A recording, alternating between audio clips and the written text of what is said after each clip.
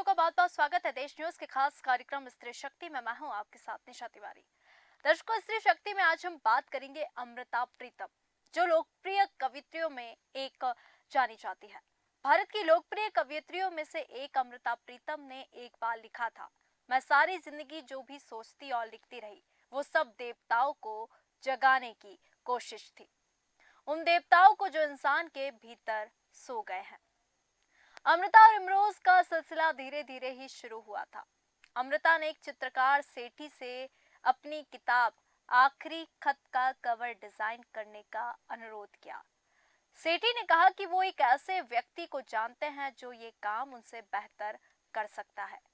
सेठी के कहने पर अमृता ने इमरोज को अपने पास बुलाया। उस टाइम में वो उर्दू पत्रिका शमा में काम किया करते थे। इमरोज ने उनके कहने पर इस किताब का डिजाइन तैयार किया। इमरोज याद करते हैं, उन्हें डिजाइन भी पसंद आ गया और आर्टिस्ट भी उसके बाद मिलने जुलने का सिलसिला शुरू हो गया। हम दोनों पास ही रहते थे, मैं साउथ पटेल नगर में और वो वेस्ट पटेल नगर में। एक बार मैं यूं ही उनसे मिलने चला गया। बातों बातों में मैंने कह दिया कि मैं आज के दिन पैदा हुआ था। गांवों में लोग पैदा होते हैं लेकिन उनके जन्मदिन नहीं होते। वो 1 मिनट के लिए उठी, बाहर गई और फिर आकर वापस बैठ गई। थोड़ी देर बाद एक नौकर प्लेट में केक रखकर बाहर चला गया। उन्होंने केक कट कर दिया, एक टुकड़ा मुझे दिया और एक खुद ने खाया। ना उन्होंने हैप्पी बर्थडे कहा, ना ही मैंने केक खाकर शुक्रिया कहा। बस एक दूसरे को हम लोग देखते रह गए। आंखों से जरूर लग रहा था कि हम दोनों खुश हैं। ये तो एक शुरुआत भर थी, लेकिन इससे बरसों पहले अमृता के जहन में काल्पनिक प्रेमी मौजूद था और उसे उन्होंने राजन नाम भी दिया था। अमृता ने भी इसी नाम को अपनी जिंदगी की पहली नज्म का विषय बनाया। एक बार अमृता ने, आपको बता दे, एक इंटरव्यू में बताया कि जब वो स्कूल में पढ़ती थी तो उन्होंने एक नज्म लिखी। उसे उन्होंने ये सोचकर अपनी जेब में डाल लिया कि स्कूल जाकर अपनी सहेली को दिखाऊंगी। अमृता अपने पिता के पास कुछ पैसे मांगने गई। उन्होंने वो पैसे उनके हाथ में ना देकर उनकी जेब में डालना चाहा। उसी जेब में वो नज्म रखी हुई थी। पिता का हाथ उस नज्म पर पड़ा तो उन्होंने उसे निकालकर पढ़ लिया। पूछा कि क्या इसे तुमने लिखा है? अमृता ने झूठ बोला कि ये नज्म उनकी सहेली ने लिखी है। उन्होंने इस झूठ को पकड़ लिया और उसे दोबारा पढ़ा। पढ़ने के बाद पूछा कि ये राजन कौन है? अमृता ने कहा, कोई नहीं। उन्हें एतबार नहीं हुआ। पिता ने उन्हें जोर से चपत लगाई और वो कागज फाड़ दिया। अमृता बताती हैं, ये हश्र था मेरी पहली नज्म का। झूठ बोलकर अपनी नज्म किसी और के नाम लगानी चाहिए थी, लेकिन वो नज्म एक चपत को साथ लिए फिर से मेरे नाम लग गई। दुनिया में हर आशिक की तमन्ना होती है कि वो अपने इश्क का इजहार करे, लेकिन अमृता और इमरोज इस मामले में अनूठे थे कि उन्होंने कभी भी एक दूसरे से नहीं कहा कि वो एक दूसरे से प्यार करते हैं। इमरोज बताते हैं, जब प्यार है तो बोलने की क्या जरूरत। फिल्मों में भी आप उठने बैठने के तरीके से बता सकते हैं कि हीरो हीरोइन एक दूसरे से प्यार करते हैं, लेकिन वो फिर भी बार बार कहते हैं कि वो एक दूसरे से प्यार करते हैं और ये भी कहते हैं कि वो सच्चा प्यार करते हैं, जैसे कि प्यार भी कभी झूठा होता है। परंपरा ये कि आदमी औरत एक ही कमरे में रहते हैं। हम पहले दिन से ही एक ही छत के नीचे अलग अलग कमरों में रहते रहे। वो रात के समय लिखती थी, जब ना कोई आवाज होती थी और ना ही टेलीफोन की कोई घंटी बजती थी और ना कोई आता जाता था। उस समय मैं सो रहा था। उनको लिखते समय चाय चाहिए होती थी। वो खुद तो उठकर चाय बनाने जा नहीं सकती थी, इसलिए मैंने रात के 1 बजे उठना शुरू किया। मैं चाय बनाता और चुपचाप उनके आगे रखा था। वो लिखने में इतनी खोई हुई होती थी कि मेरी तरफ देखती तक नहीं थी। यह सिलसिला 40-50 सालों तक चला। उमा त्रिलोक, इमरोज और अमृता दोनों की नजदीकी दोस्ती रही और उन पर उन्होंने एक किताब भी लिखी, Amrita and Imroz A love story. Uma कहती हैं कि अमृता और इमरोज की लव रिलेशनशिप तो रही है, लेकिन इसमें आज़ादी बहुत है। बहुत कम लोगों को पता है कि वो अलग अलग कमरों में रहते थे, एक ही घर में, और जब इसका जिक्र होता तो इमरोज कहा करते थे कि एक दूसरे की खुशबू तो आती है। ऐसा जोड़ा मैंने बहुत कम देखा है कि एक दूसरे पर इतनी निर्भरता है, लेकिन कोई दावा नहीं है। वर्ष 1958 में जब इमरोज को मुंबई में नौकरी मिली तो अमृता को दिल ही दिल अच्छा नहीं लगा। उन्हें लगा कि साहिर लुधियानवी की तरह इमरोज भी उनसे अलग हो जाएंगे। इमरोज बताते हैं कि गुरुदत्त उन्हें अपने साथ रखना चाहते थे। वेतन पर बात तय नहीं हो पा रही थी। अचानक एक दिन अपॉइंटमेंट लेटर आ गया और वो उतने पैसे देने के लिए राजी हो गए जितने उनको चाहिए थे। वो बहुत खुश हुए। दिल्ली में अमृता ही अकेले थी जिनसे अपनी खुशी शेयर कर सकते थे इमरोज। उन्होंने कहा कि मुझे खुश देखकर वो खुश तो हुई, लेकिन फिर उनकी आंखों में आंसू आ गए। उन्होंने थोड़ा घूमा फिरा कर जताया कि वो मुझे मिस करेंगी, लेकिन कहा कुछ नहीं। मेरे जाने में अभी 3 दिन बाकी थे। उन्होंने कहा कि ये 3 दिन जैसे मेरी जिंदगी के आखिरी दिन हो।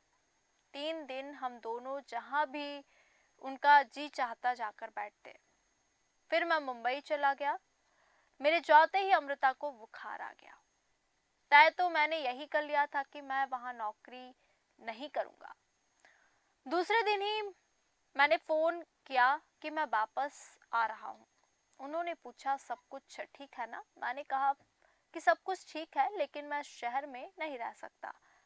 मैंने तब भी उन्हें नहीं बताया कि मैं उनके लिए वापस आ रहा हूँ। मैंने उन्हें अपनी ट्रेन और कोच नंबर बता दिया। जब मैं दिल्ली पहुंचा वो मेरे कोच के बाहर खड़ी थी और मुझे देखते ही उनका बुखार उतर गया।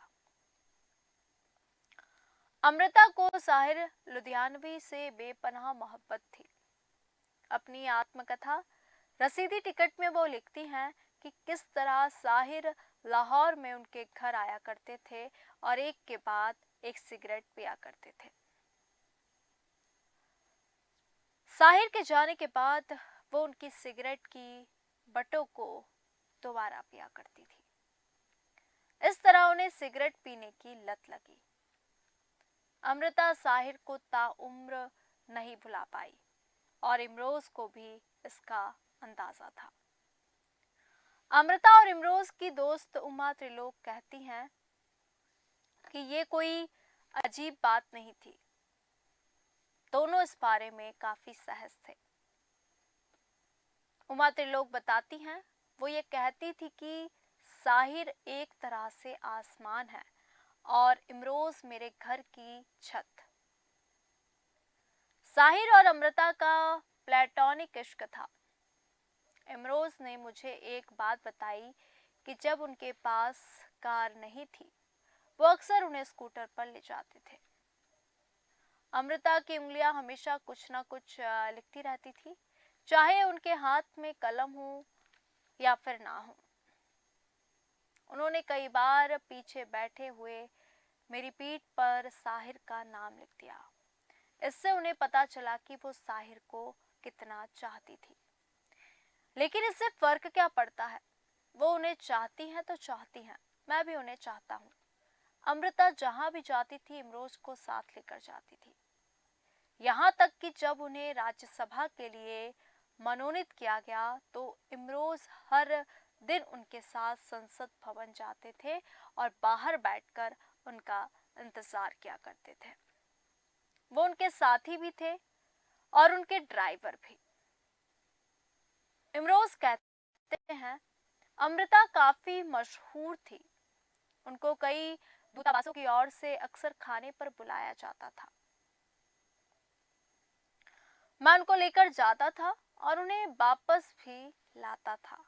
मेरा नाम अगर कार्ड पर नहीं होता तो मैं अंदर नहीं जाता था।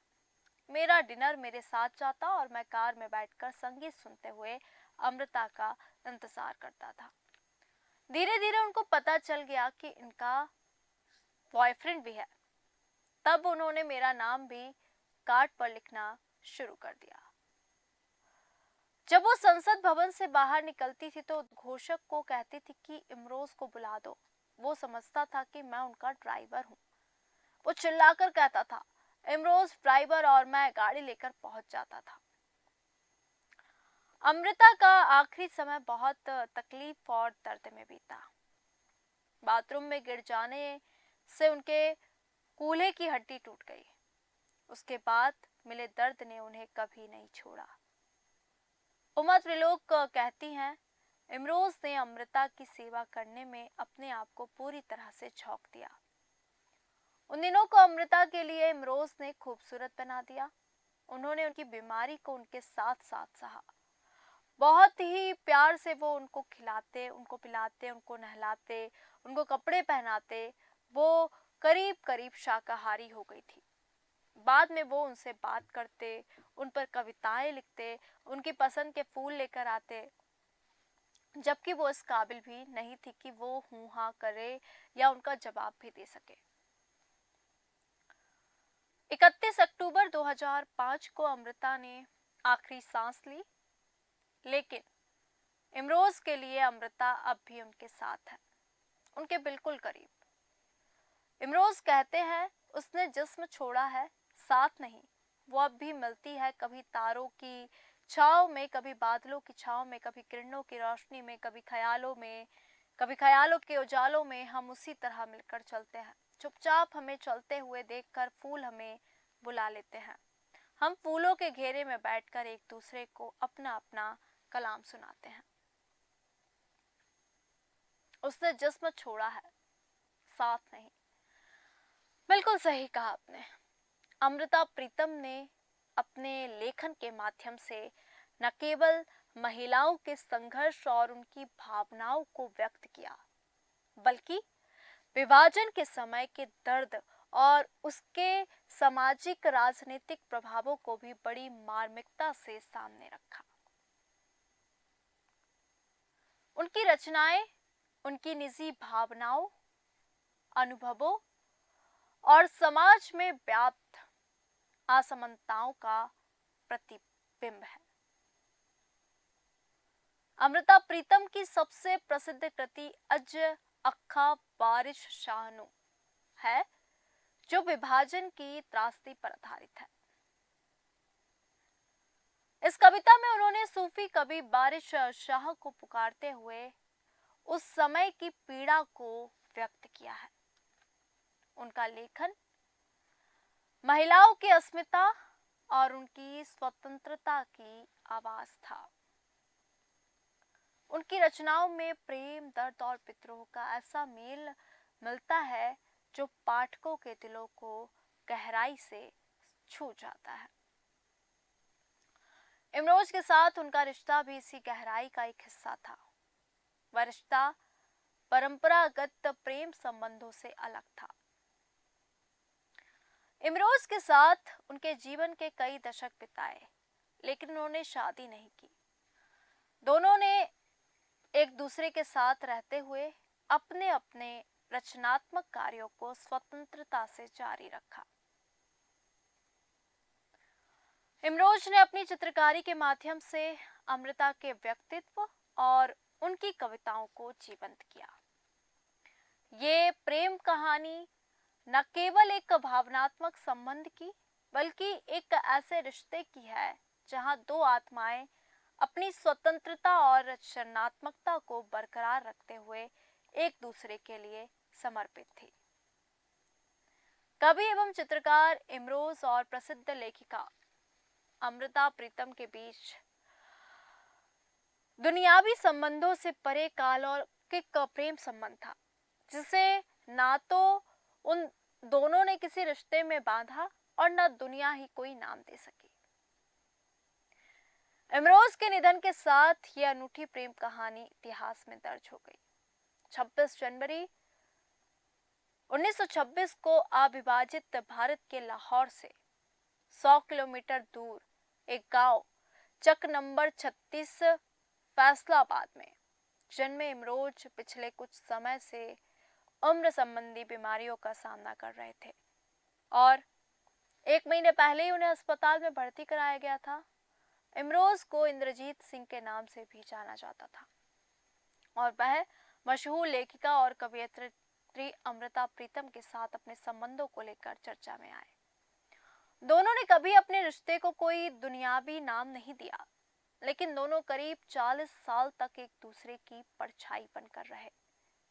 अमृता प्रीतम और इमरोज की पुत्रवधू अलका क्वात्रा ने मुंबई से फोन पर इमरोज के निधन की पुष्टि की थी।